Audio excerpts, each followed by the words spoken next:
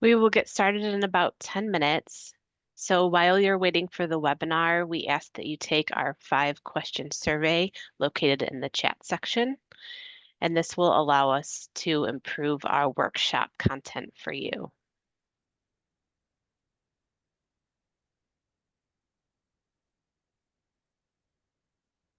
We'll get started in about 5 minutes.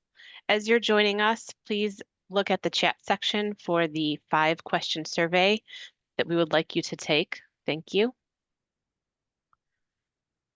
Hello and welcome. My name is Heather Froome and I oversee the Research and Training Department at Equiture.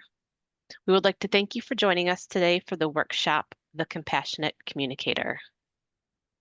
I'm going to get a couple of quick housekeeping things out of the way. If you don't know yet, we have been doing a podcast called Viewpoints with an S. We have a variety of guests from the industry and discuss a variety of industry-related topics. We actually just featured Chris in our podcast, so make sure to check that one out. I will put the link to subscribe in the chat section.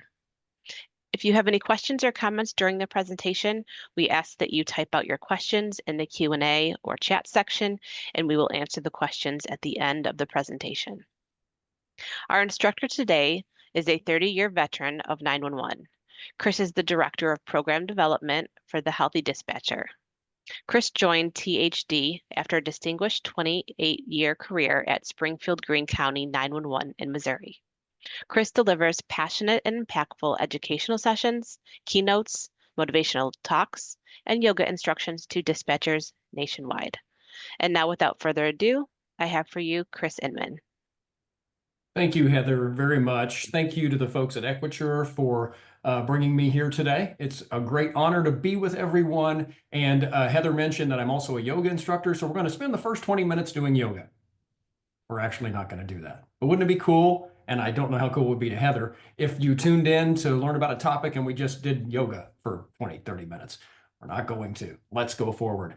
I'm very honored to be here with you today, and I'm especially happy and honored to talk about this particular topic. So I teach a lot of different classes for the Healthy Dispatcher, but really positivity, attitude, and compassion are what define me. They are what defined me when I was in my comm center, and they continue to be sort of my defining traits, the thing that I'm the most passionate about, and the things that I think can make the most difference for us every day.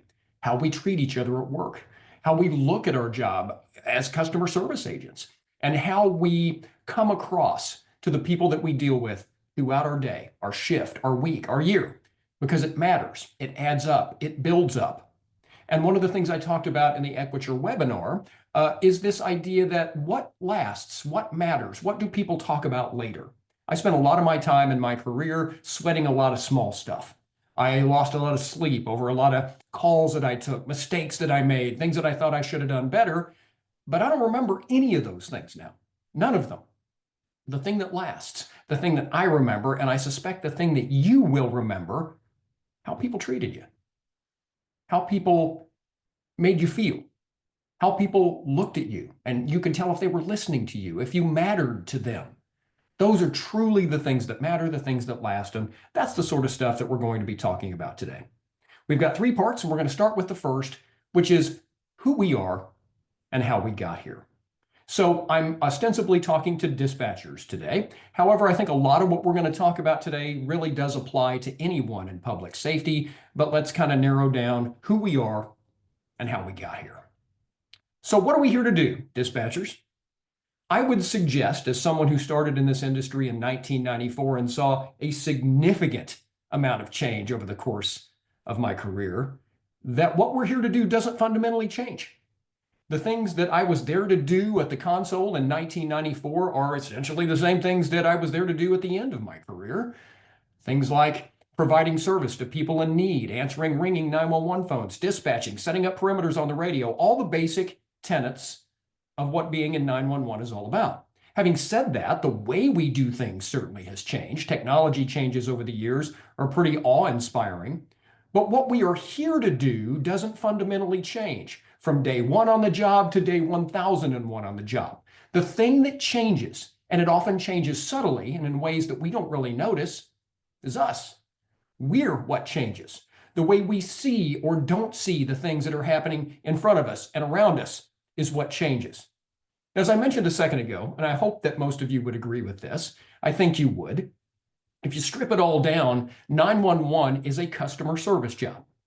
When I teach classes, I always ask that question to my classes. Do you think what we do is customer service? And I actually had somebody once say, I don't think it is, Chris, because in our industry, the customer isn't always right. It's an interesting viewpoint, and definitely the customer isn't always right. But I feel like we offer a service. People need that service. They call us to get that service. So is it extreme customer service with high stakes? It is. But at the end of the day, you are providing a service side by side with other people providing that same service. So I would ask you the question, who and what do we owe compassion, sympathy, rather empathy as part of that service? And I'm going to ask you throughout the class today to think about times when you have reached out to someone offering a customer service. What were your expectations before that experience? Did the experience live up to or leave you disappointed when it came to that expectation? How do we know when somebody cares about us on the end of a phone line that we can't see? Do we know if they care? Do we know if they have empathy, if they see us as human beings? And I would say to you, you bet we do. You bet we do. If you've ever had a terrible customer service experience, non-911, I'm just talking any kind of customer service, and I can tell you a story about a UPS experience that I had that you just wouldn't believe, you instantly know if someone has compassion for you. You instantly know, inherently, if the person on the other end of that line cares or even sees you as a human being. How do we know? It's hard to define, but we do. When we get a sense of compassion in customer service, a sense that people care, that they hear us, it elevates the entire experience. So I would say to you that we owe compassion and empathy to our customers, certainly, but also our coworkers. And we're going to talk a little bit about that today. Remember that many people, and I'm not talking about our frequent flyers here, people at 911 that we know by name, which is unfortunate that that is the case, but we've all got them. If you've worked in 911 for any length of time, public safety at any length of time, you know some people by name, which is unfortunate. But for most folks, they call 911 probably once. And what they get, what they sense in that call when they are at their most vulnerable, when they are needing that customer service that you provide the most, is what they're going to take away from that experience. It's always going to be their take on who we are and what we do. Now, there's no magic button that instantly fixes work culture and turnover and things like that in 911, but compassion is a key element in all of it. I want to talk about blind spots that develop over the course of a 911 career. When you're new in 911, you notice everything. When you're new in 911 and your friends find out you work at 911, they can't wait to talk to you about this. Oh, you work at 911? You must take some unbelievable calls. What are some cool calls you've taken? And when you're new in 911, man, you're dashing off the calls you took. I took this one call from a guy you wouldn't believe, and I took another call from them. It was unreal. But 4 years, 5 years, 6 years, 8 years into your career, when people ask you about a cool call you've taken, I don't know. I've taken some calls. Are we going to eat, or you just stop noticing? You stop seeing it. You stop experiencing it in real time. Because when you do a thing, and it's not just 911, but anything, over and over and over, a certain amount of detachment kicks in. A certain amount of cynicism begins to build in. You begin to question the motives of other people, and you even begin to see our customers, which primarily will be callers that we're talking about today. You begin to see them in very stereotypical, general ways, and this creates terrible potential blind spots when you're talking to people in real time. We stop seeing, because we've taken this call 1,000 times, what's right in front of us. We stop hearing little hints, clues, ideals as to what may actually be going on, because we've taken this very call 100 times before. We know how this story ends, or at least that's what we're telling ourselves subconsciously as we kind of tune out. Have you ever been taking a 911 call, if you've done this job for a long time, and caught yourself thinking about lunch during the call? Have you ever taken a 911 call and someone asked you about it 10 minutes later and you don't remember anything about it? It's because we go on autopilot. Our listening begins to suffer. People get reduced to the roles that we have now cast them in based on the many similar calls that we've taken. Now, when this happens, cynicism starts to get so loud, if you will, in our own minds that we stop hearing or listening, and maybe at critical times. And Lord knows there are many stories of instances where that has happened. So, how are we affected? I want you to think about your blind spots today. How are we affected when we begin to lose touch with our empathy, our sense of customer service to others because of, quote, those damn callers, which is a place many of us get to, certainly a place I got to. I'm going to share more about that later. Sometimes it's hard to even properly see, if you will, the next caller, the next radio transmission, or even the next coworker, because we've already cast them all in predetermined roles based on our previous experience. Now, none of this is stuff that we're just aware of that we're doing. These are things that we just do subconsciously over time. It's like anybody else. If you work a factory job and you're working the assembly line and you're doing the same thing on your part of the assembly line over time, it's human nature to stop paying much attention to the thing that you're doing. But I would suggest to you that we can't have that in the industry that we're in.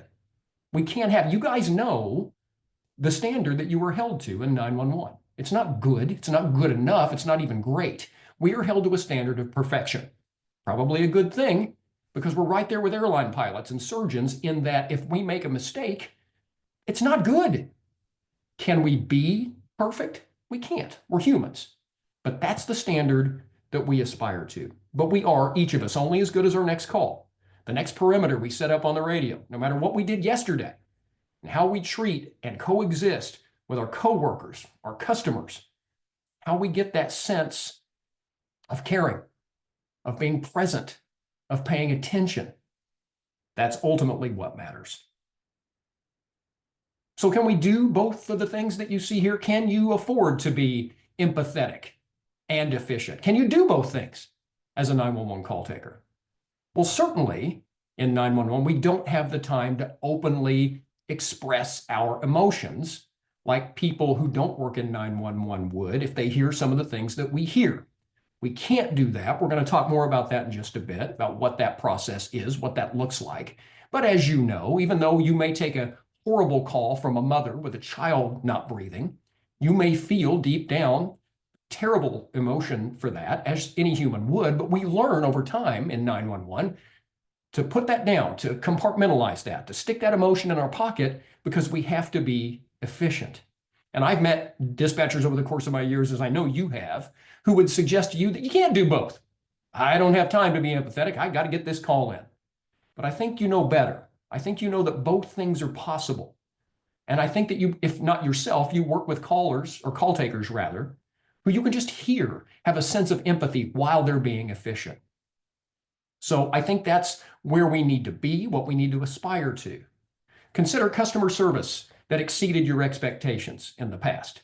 As I mentioned a second ago, you can tell, even if somebody's trying to get you to where you need to be or get you the help that you need, if they are empathetic to you. They don't have to say, I'm empathetic. They don't have to cry with you. They don't have to slow down the process. You sense in the way they speak to you if they care about you. And if you strip everything else away, if you take apart all of this class, if I leave you only with the idea that if you care about the person you're talking to, they're going to know it and it matters, then the whole point of this class has been achieved.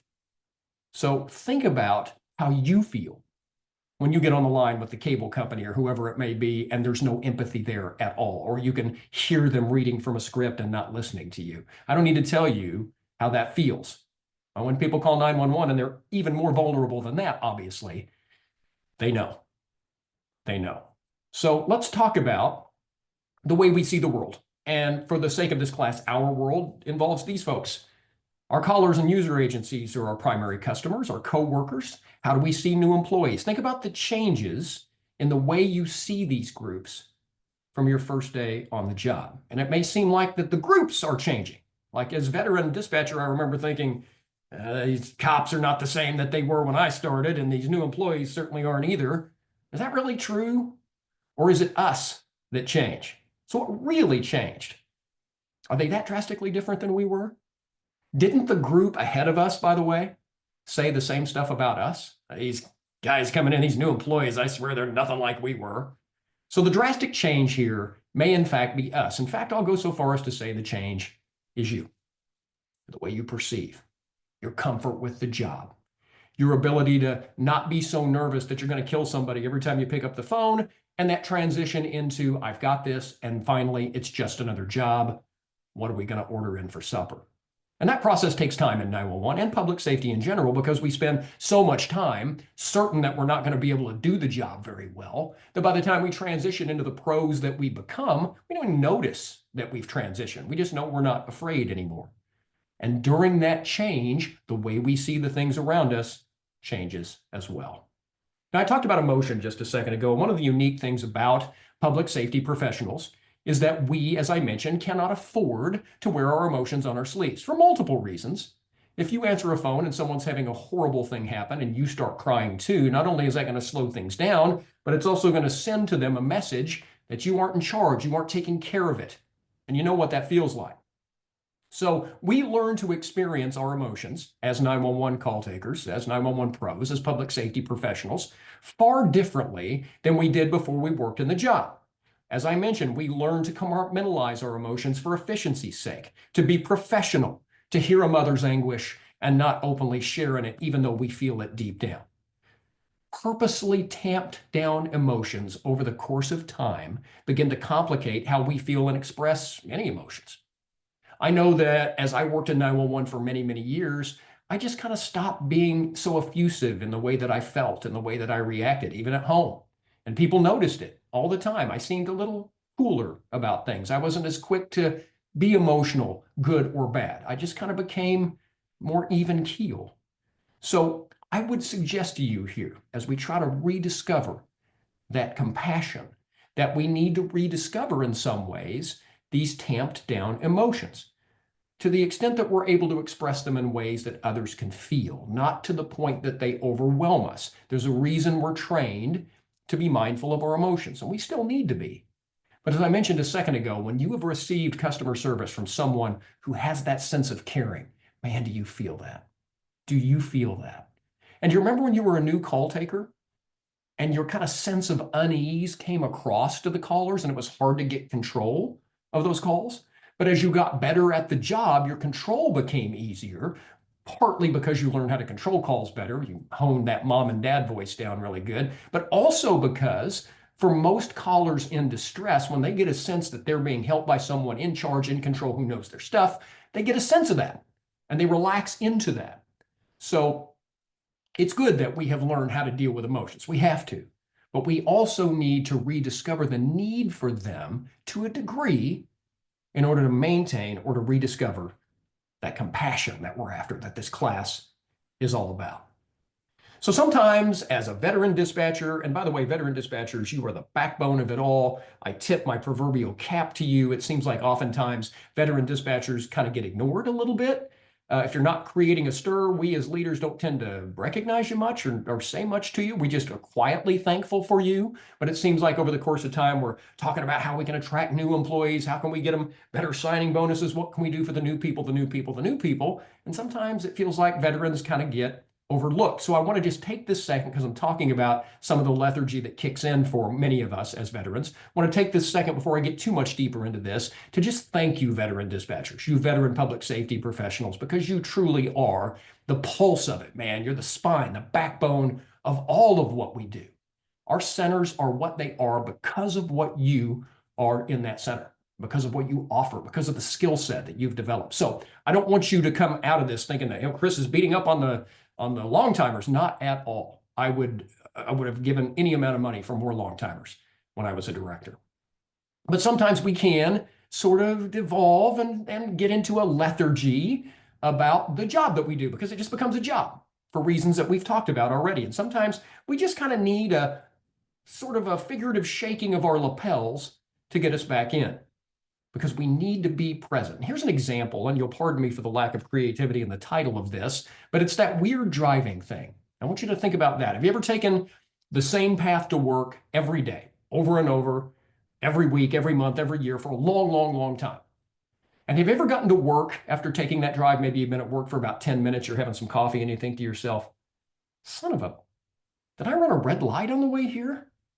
Because you don't know. You're not even conscious of the drive. There was a bump on the way here. Did I run over a human on the way to work? I don't know. If I can't tell you for certain. That's kind of where we get, veterans, because it becomes a thing that you do over and over. And to be present, to be aware, is the only way you can bring compassion that sense of caring back to the job that you do.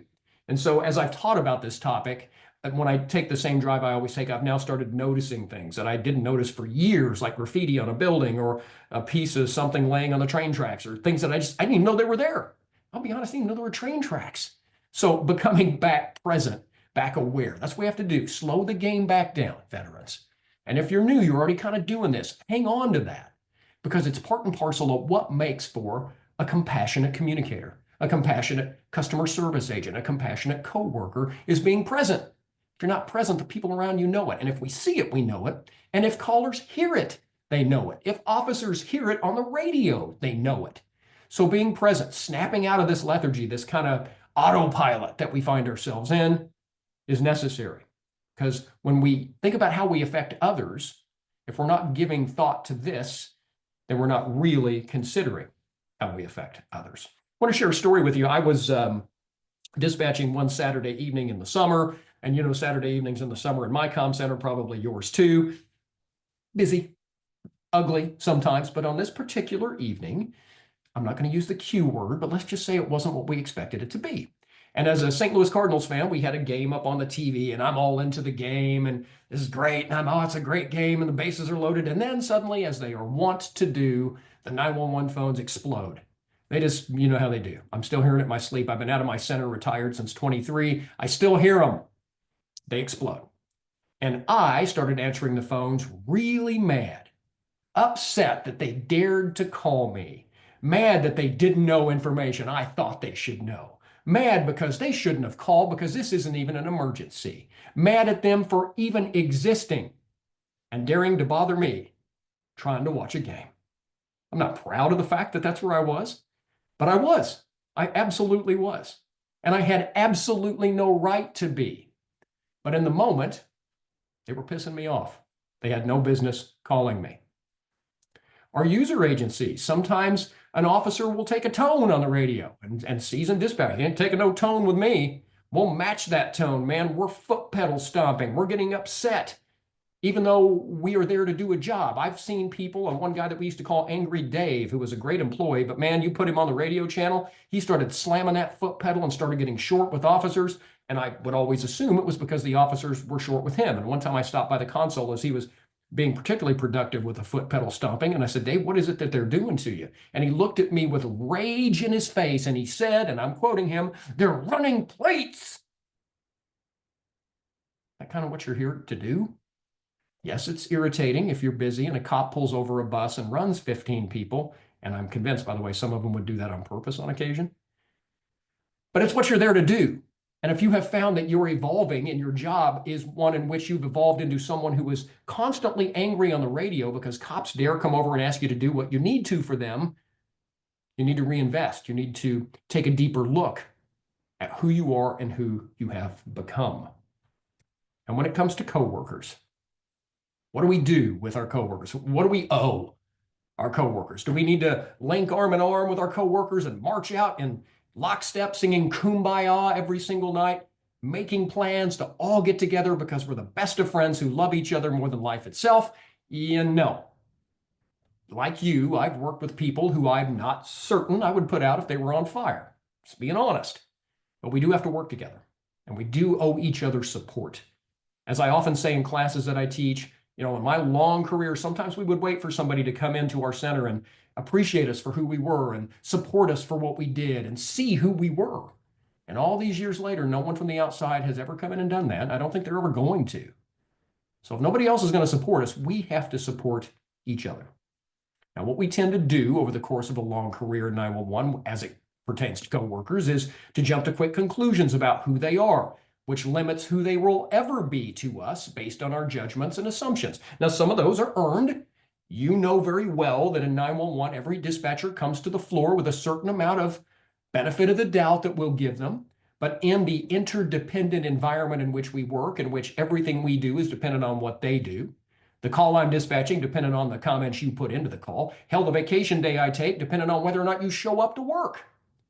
So every dispatcher comes to the floor with a certain amount of benefit of the doubt we're willing to give them, but they have to live up to their interdependent end of things, don't they? If they call in sick every Friday before a weekend off, there goes some of that benefit of the doubt. if they don't have automatic call routing and you actually have to press the button to answer the call, but you notice they kind of get into a stretch when the phones start ringing and somebody else always answers.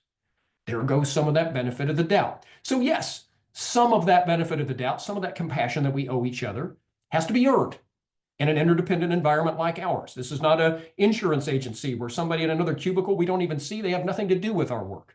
Everybody in 911 and in public safety at large depends on the other person. We have to. It's the way it works. Interdependence is part of what we do. We're not required to love them. We are required to support each other.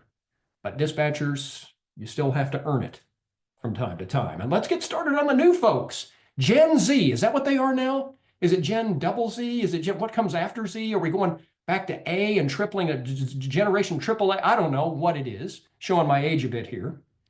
But have you ever said the following sentence? You know, these kids today are not like we were. And we talked about this a second ago. I'm going to raise my hand because I've said it. But you know what? As I mentioned earlier, the group before us said the exact same stuff about us. And they were right. Yes, the younger folks are significantly different than we were. I teach college classes on the side, so I get to teach a lot of 18-year-old freshmen, and they are way different than I am, and than we are, many of us long timers. But you know what? They're still amazing, just like we were in certain ways. They know things that we don't know. They're capable of things that we aren't capable of. There are rock stars among them that a little bit of compassion, support, and understanding could better nurture. But instead, I find when I talk to veteran dispatchers that we're often sort of losing patience with these new employees in ways that would have destroyed us when we were new. I don't know about you, but when I started in 911, I was a disaster. My first couple years, I mean, I don't even know how I made it sometimes looking back. Were it not for significant amounts of patience and support from veterans who graciously offered it to me, I wouldn't be here right now. So none of us, I think we can probably agree, just breeze through training. It was hard. Still the same for the new employees that it was for us. We need to rediscover our compassion for them. The compassion that we needed, we need to give to them. And yes, they are different. And yes, they do see the work world differently. I talked to a veteran dispatcher recently who said, you know, these new kids in our center, they're not even going to go to a job and stay there. Okay. Hey, I'll take 3 good years from a really excellent young employee. If they are going to move on after that, I can't control that. I'll take those 3 years. I mean, I was never in a good enough spot staffing wise to suggest that I needed you 10 years or not at all. If I can get 2 or 3 good years out of you, awesome. Good luck in your next gig. Thank you for giving us what you gave us. So I would ask you, as we try to rediscover this idea of compassion, to remember your training. Remember what you needed. Remember who you were. And while you were different probably than the new kids are now, you know, we still had our things that drove the veterans absolutely nuts. Let's be patient. Let's find that compassion. And let's move now to the second section of our class today, the compassionate call taker. And I want to dig into call taking in specific. And yes, there are other customers for us in 911 besides people who call 911. Certainly our user agencies, our customers of ours. It could be argued that our coworkers are. We could go on from there. But we're going to focus right now on kind of the front line of customer service that we offer. And that, of course, is 911 call taking. So how do you see your customers, the public, callers, our chief customers?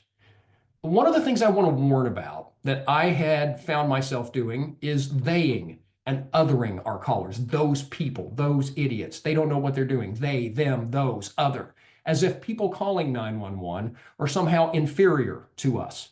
And over the course of time, I fell right into this. And again, I'm not talking about the same person who calls drunk every night. That is a whole nother issue. Those folks are what they are, bless them. If I had time, I'd tell you a story. We had a longtime frequent flyer who, when I was getting ready to retire from my center, actually called me and said, hey, even though when I called 911 and you answered, I often went to jail, I still appreciate you. And so even they can be nice at times. But I digress. We have to be very careful about the way we think of our customers, theying them, othering them, making them less than human. And I want you to think about how this changes, because when you start in 911, man, you're attentive to all of it.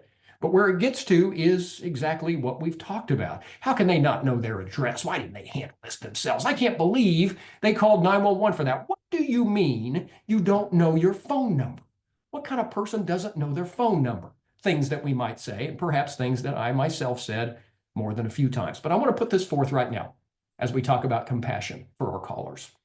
Callers are under absolutely no obligation to live up to our definition of why they should call or what constitutes an emergency. They aren't, even though we feel like they should be. Well, how can you not know this and how can you not know that? Because they're going through a thing. And it doesn't have to be a thing that meets our definition. Case in point, before you started working in 911, if you two were to have returned home and found your door standing wide open, your windows broken out, maybe you had pets, and as you've established that there's no one in the house, that this appears to have happened some time ago, your pets are also missing. So your house has been burglarized, everything's gone, your pets are gone, and I'm talking pre-911, this would have likely been the worst possible emergency in your life. At Springfield, Greene County 911, where I used to work, that's a past residential priority 3. We'll get you somebody as soon as we can.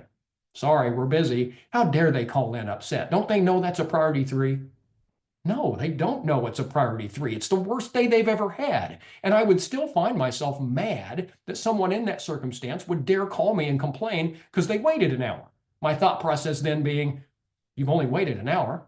We've got 50 calls stacked up. I've got 5 cops I can send to calls. I've got 25 cops on the screen, but 20 of them are doing secret squirrel stuff that I can't touch. You know what I'm talking about when I say that. We could get off on a tangent here. Don't even get me started.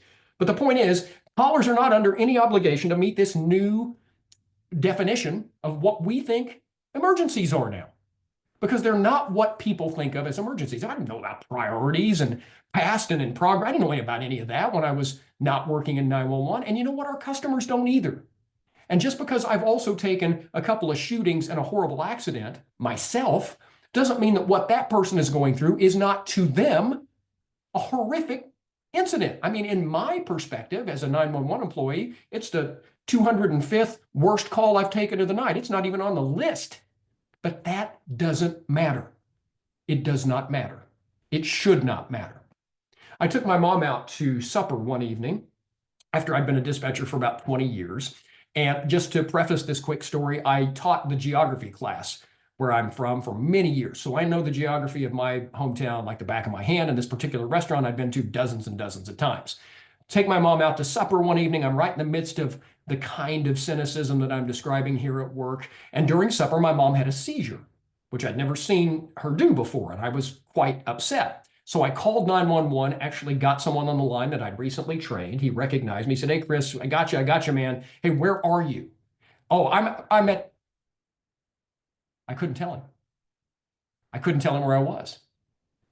"What's your phone number, Chris? I should remember it." I couldn't tell him my phone number. So a quick, rude awakening. My mom ended up being fine. It was a vitamin thing, I think. But a great lesson, and I needed it. I needed to be smacked upside the head, and that certainly was the smack I needed. All these days, others, those, I was one of them when I was under duress. My mom ended up being fine. So did it meet a 911 definition of an emergency? Maybe not. But the lesson there was profound and one that I certainly paid attention to. And that is, doesn't matter what I think. It matters what that person's going through, what's happening to them. So as call takers, I want to share with you now what I call the 8 call-taking commandments. If you take calls, 911 calls from the public, I want you to remember these. These come from crisis intervention specialist Ellis Amder, who does great work in this regard, and I want to talk a little bit about them. Call-taking commandment number 1, you are here to control the call. You are not here to control the caller. When it starts to become a tit for tat between you and the caller, it becomes personalized and it starts to get ugly. Sometimes it's hard to not go there, but I would ask, in order to be compassionate, you avoid doing so. Maintain your self-control, because the more you try to over-control, the less effective you become, the more emotional you get, the more angry you get. And there is no place for anger in a 911 call, which I'm not suggesting that we don't get angry on 911 calls. We're humans. But I'm suggesting to you it's no good place to be. Take the time to listen. I know what I'm asking here. Dispatchers, not the world's greatest listeners, going to talk about this in a second, but try to interject a little less often. Give yourself the ability to be an active listener who maybe would hear something if you weren't just finishing everyone's sentences all the time. And I know you got to control the call, and I know sometimes we got to do that, but there are occasions and some really awful mistakes that have been made over the years in which call takers aren't listening at a minute that they should have, and they would have heard something that could have changed the trajectory of everything about the call. Remember that 911 calls are not personal. It may feel like they are, but they are not. They are not personal. This is work. They don't know who you are. And if it was somebody else in your seat, they'd be acting the same way. That is not the definition of something that is personal. Don't try to win with callers. You're not in a struggle for your own life. You do not have to win. We are never justified to counterattack if they quote unquote hurt us. We're just not. I was in one of those existential dispatcher conversations with a group one evening on my floor, and someone asked the question, hey, if you had to strip everything away and you had to talk about what it is we make our money for here, like what is it you get paid to do? The hardest thing. And we kicked that around all night, and ultimately we came up with the answer not matching what people throw at us on the phones. That's what makes me a 911 pro. That's what I get paid for. And I would suggest to you that that is a fact. You are a professional because you don't rise up and take the bait. Not saying it doesn't happen sometimes. If you're offended, it is an act of a professional to not respond in kind. And finally, our eighth call-taking commandment, when you act out emotionally, you become less aware about what's going on and less effective at doing it. So call-taking commandments to take to heart and to do your very best to aspire to. I want to talk about compassion for our coworkers now, and I want to talk about giving grace, the kind of grace that we give ourselves automatically, all the time. We excuse our behaviors without even realizing it. We tell ourselves stories about ourselves and others when it comes to any sort of conflict situation. This comes from Australian researcher Shelley Holmes. One story puts a halo over our head and enables us to justify why we behave the way we do. The second type of story that we tell ourselves puts devil horns on the heads of the other person. So we do some awful thing. Well, we've got a reason. Somebody else does something that we deem as awful. They have no reason at all. Who do they think they are? Sometimes these stories are accurate, not saying they aren't always, but often the truth lies somewhere in between these stories that we tell ourselves. And I brought a chart. Somebody lets you down. It's not the first time. Well, it's because they're irresponsible and unreliable. But when you do it, I've been overworked. I worked 55 hours last week. You let somebody down and it's not the first time. Don't you know how many hours I worked? Don't you? You get the idea. Somebody cuts you off while you're driving. They are rude, aggressive, inconsiderate, but you cut somebody off while driving. You got a perfectly good reason to. You're in a hurry. If you don't catch the light, you're going to miss your appointment. One of the peers buys the boss a birthday card. They are a brown-nosing soft soaper. But if you buy the boss a birthday card, it's because the boss and I are friends, and I care. I don't care what people say. Somebody flies into a rage at the post office. Oh my God, what a jerk. You fly into a rage at the post office. You got all kinds of reasons why you did. So the stories we tell ourselves versus the stories we tell others differ. And we need to learn that other people sometimes, not always, deserve a little bit of the grace that we automatically grant to ourselves. And if you're being honest, you know that you do this. I know I do. Ever heard this said in your comm center? Generally, when we say this, we do so to excuse lazy thinking or less than great behavior toward others. We say things along these lines like, you just got to suck it up and be tough. You're going to work here. Can't take that. You're certainly never going to make it on the radio. You know, I hear far worse from callers every day. I don't know what's bothering them. Man, you cannot be that sensitive. I'm impossible to offend. I don't know why they are offended. And that kind of person just isn't suited for this work. They just need to get over it. Going to have to toughen up if you're going to do this for a career. You know, those things are inherently true to a degree. But don't they devalue, dehumanize? Don't they not give grace? Don't they not give the sort of support to people who are learning to do this job that they need?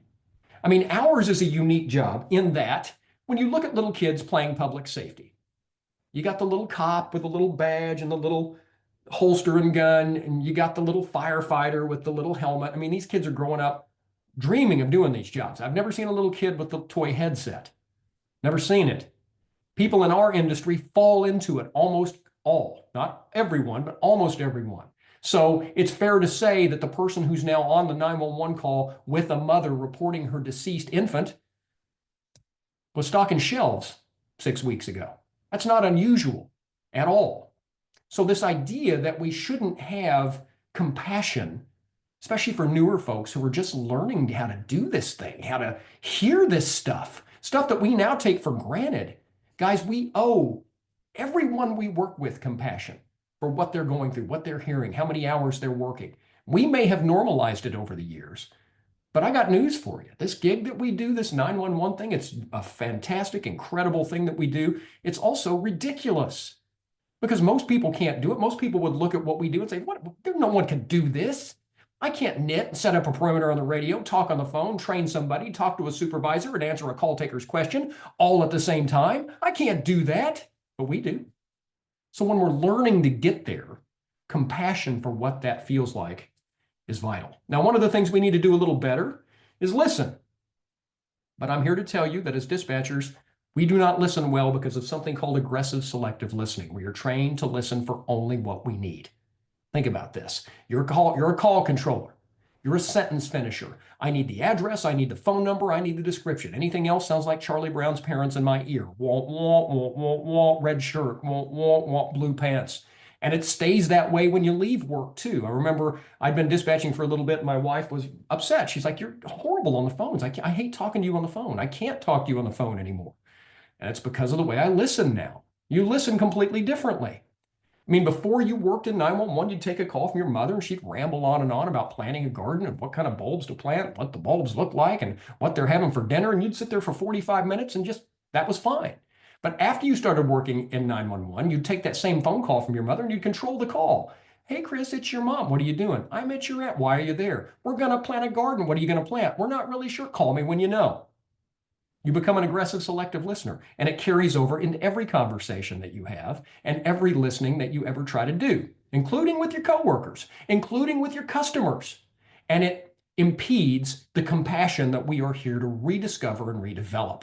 So I want to share 5 quick, surefire techniques to help even dispatchers improve their active listening. But it takes work and you got to do it. And I know active listening for dispatchers is the equivalent of digging ditches all day for other people. It's exhausting. It's hard to do. I hate trying to actively listen for understanding when I don't want to.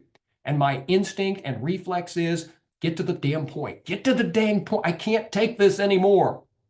Here are 5 surefire techniques. If you work on them, that can help you be a little bit better. And these are common sense. I'm not going to share the cure for cancer here. Pay attention.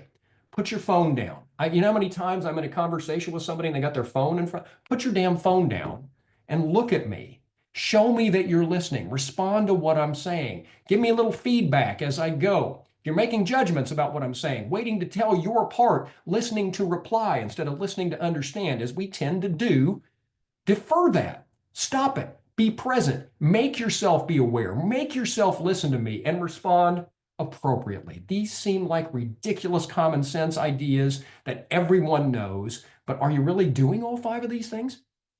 I would ask, in order to be more compassionate toward people, not just on the phones and the radio, but people you work beside and people in your home life, try them on.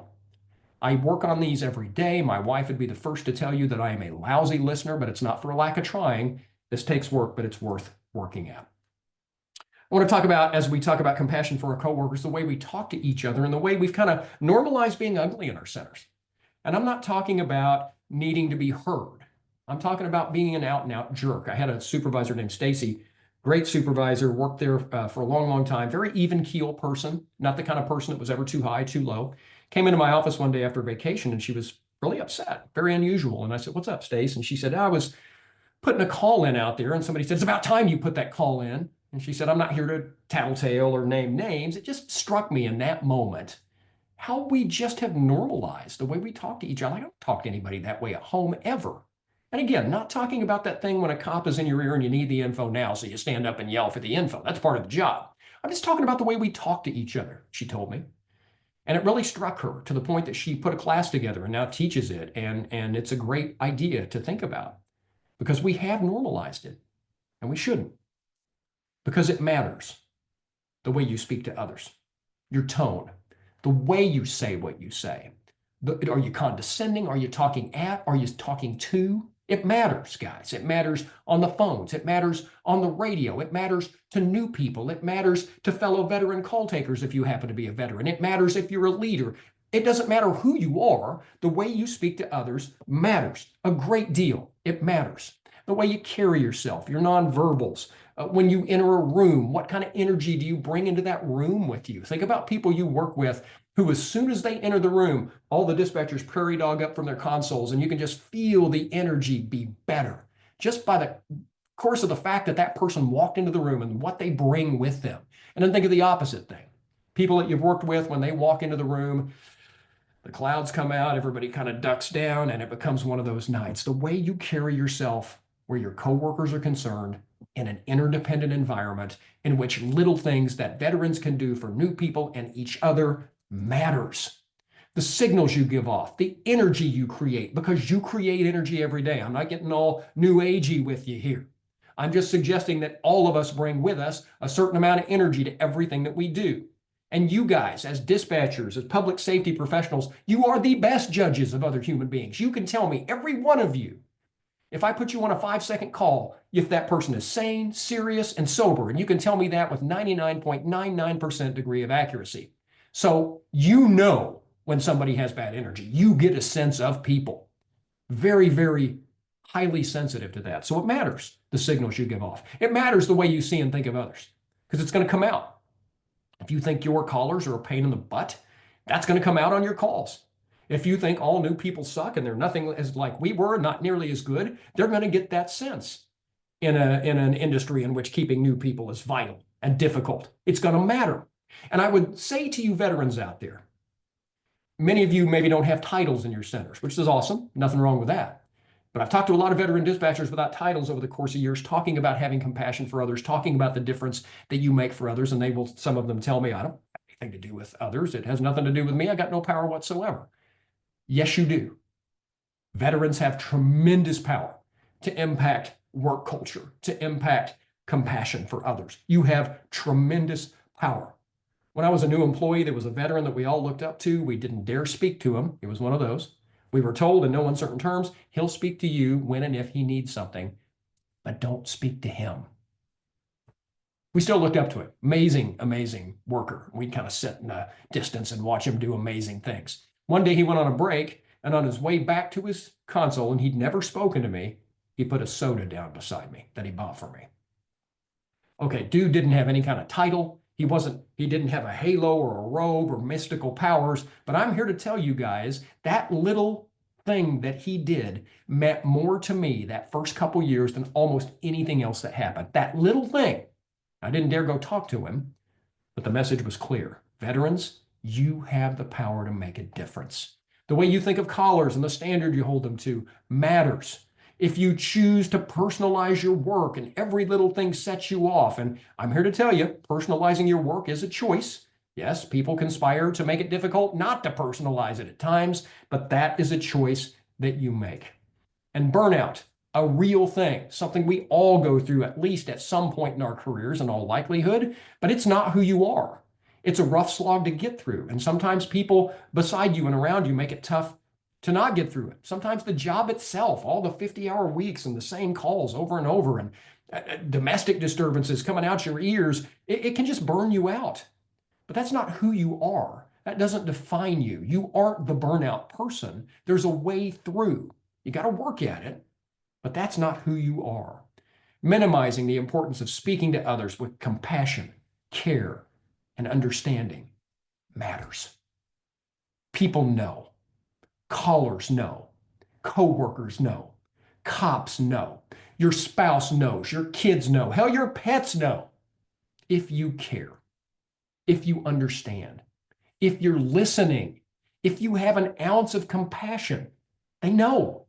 I went to the DMV a couple years ago. Yes, the Department of Motor Vehicles.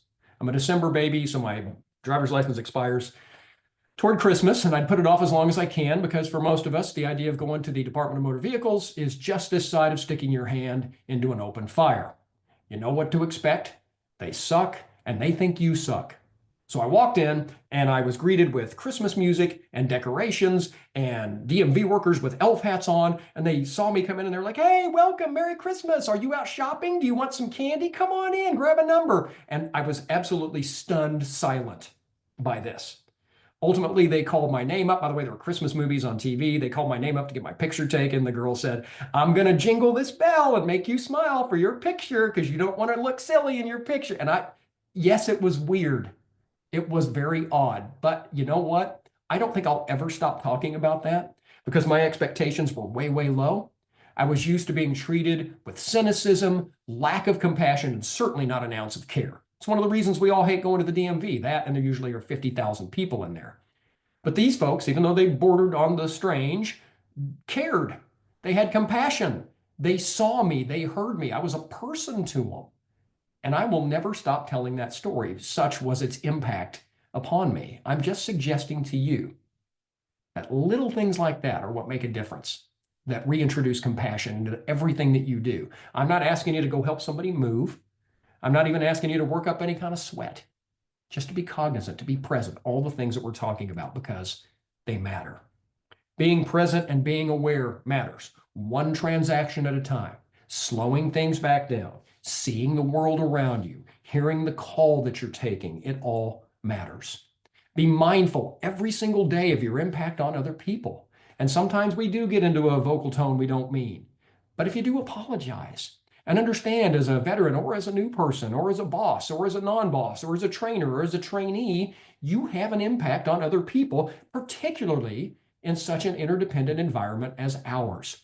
Do you have this need to be customer service focused at all times? If you don't, you should, because this is a customer service gig. And yes, people are going to call and infuriate us. And yes, people are going to repeat the same things every single day. But if you miss one little thing when it matters, it'll have an impact that you can't ever take back. And there are so many stories to illustrate that. Are you angry, emotional? Have you found yourself in that mode? Find a healthy outlet. A lot of it may be because you are tamping down those emotions and keeping them at bay. Emotions demand to be dealt with. And in 911, we go through a lot of them, but we just learn to not deal with them. And at a certain point, sometimes those can crop back up in really ugly ways and certainly are an impediment to any compassion that we might share with others. So if you're finding yourself in that mode, that's your body's warning signal that, hey, you need to do something. You know, if you have a heart attack, you get chest pains and radiating arm pains. If you're having issues with your mental health or with anger, your body has other ways of letting you know that that's going on, like screaming at your wife or popping off at one of your kids for absolutely no reason and then regretting it deeply 15 minutes later. Be an open and honest communicator with the people that you work with. Be honest with them. Respect people. Again, you don't have to love them, but if you can't have respect for a person who's doing this incredibly difficult job alongside you when so many other people over the course of your career couldn't do it at all, then you're just not paying attention. And remember what responders are up against when they get attitude. So if you're on the radio and a responder gets snippy with you, if you haven't gone on a ride along in a long time, go on one. Be reminded what's going on out there for our first responders out in the field. It's ugly at times. And no one, remember this. I want you to take this from this class. I want you to tuck it under your arm. If you haven't written it down, I want you to. I want you to remember this. No one should be required to live up to our personal standard or expectation of them. That's ours. If you don't do it the way I do, I got no use for you. If you don't know your phone number, I got no use for you. If you don't know your address, you're an idiot. Is not fair to callers or coworkers. It's patently unfair. I'm glad you have a crazed work ethic, and maybe this person beside you doesn't match the ethic you think they should. Okay, they don't have to, so long as they're doing the job they need to do. I want you to remember, too, that attitude is the name of the game. It's everything, and you control it.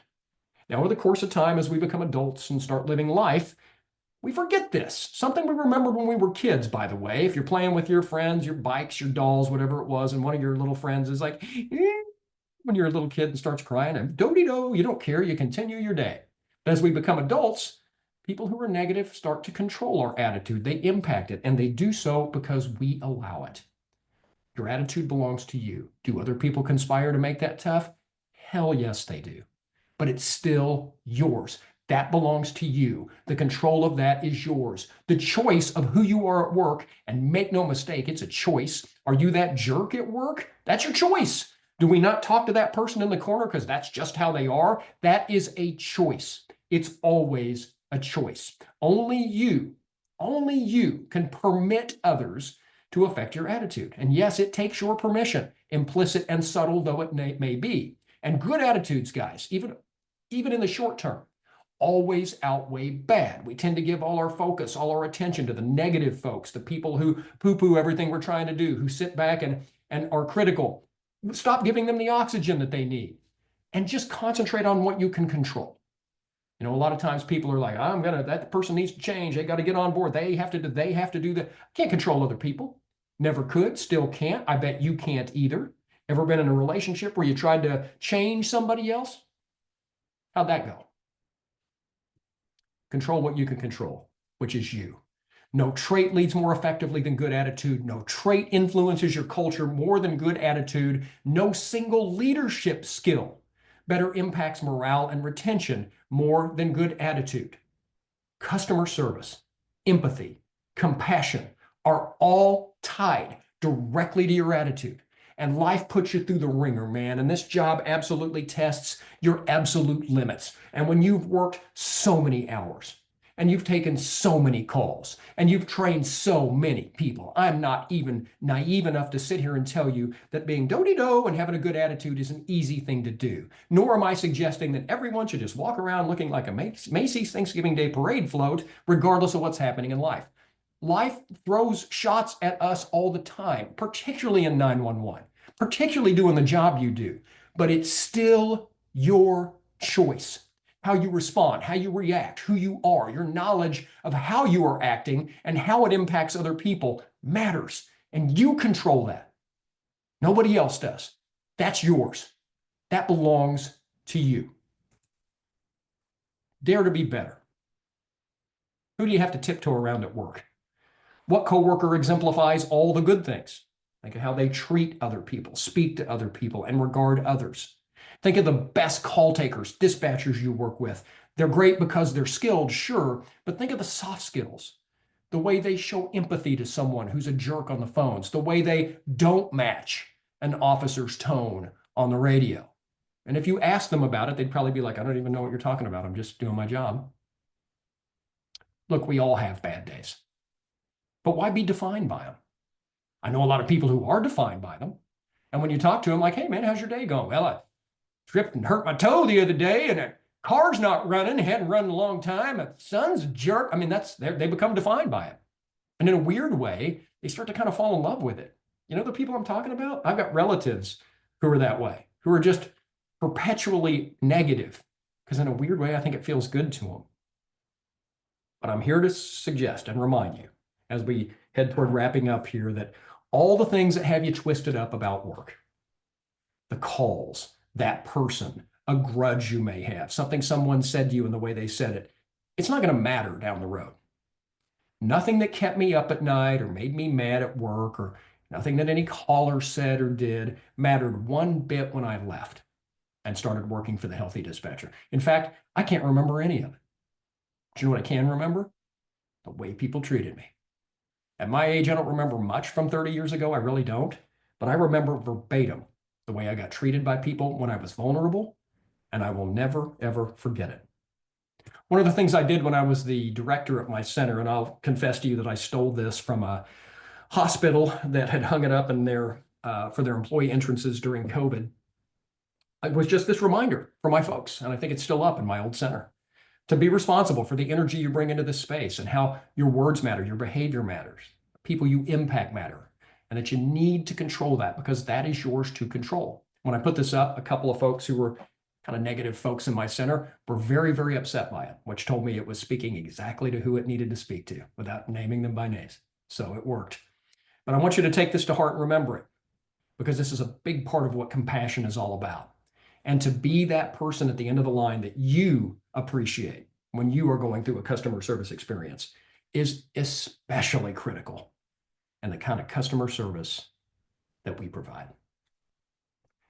As we wrap up here, and we'll stop for questions, I'll turn it over to Heather here in just a second. I encourage you all to reach out to us at the Healthy Dispatcher. If you don't follow us on socials, please do so. We're creating all sorts of great content for people from dispatchers, for dispatchers.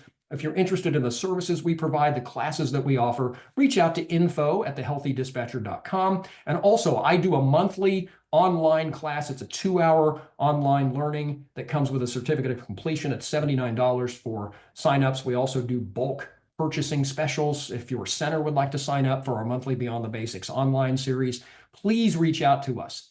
Having a lot of these classes start to fill up with folks, really good things that we're sharing, cheap, good training that you can use, info at thehealthydispatcher.com. Thank you all so much for being here, for being part of this. Thanks again to Heather and Equiture for bringing me on board and allowing me to rant and rave for an hour. And with that, I'll turn it over to Heather.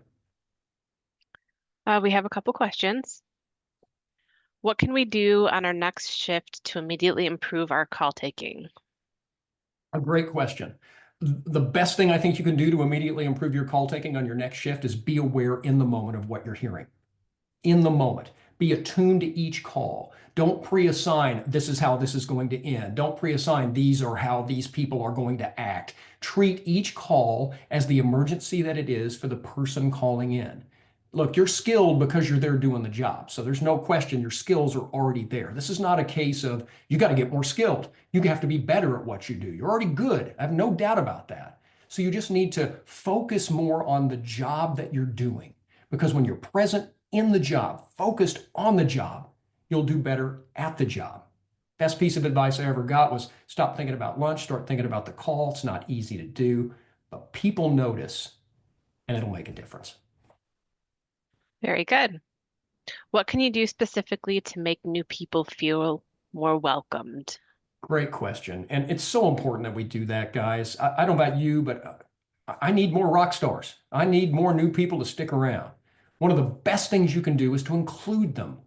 For a lot of new folks, learning the job, as hard as it is, isn't the hardest thing. It's to feel like you're part of this exclusive club that you feel so outside of. Remember when you were new, how it felt like everybody was super tight knit and you were just the new kid in a small school and you'd never fit in?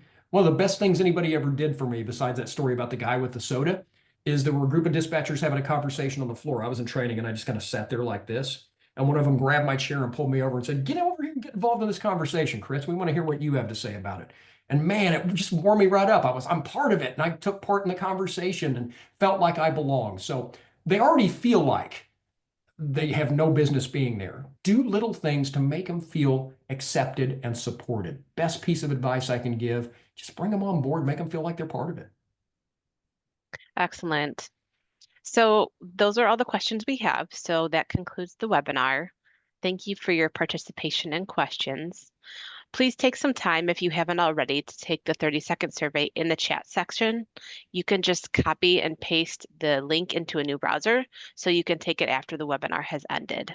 If you would like more information regarding our additional training options, please feel free to contact me. My contact info is in the chat section. Thank you for joining us today. A big thank you to Chris. We hope you enjoyed the workshop and have a good rest of your day. Thanks, everyone.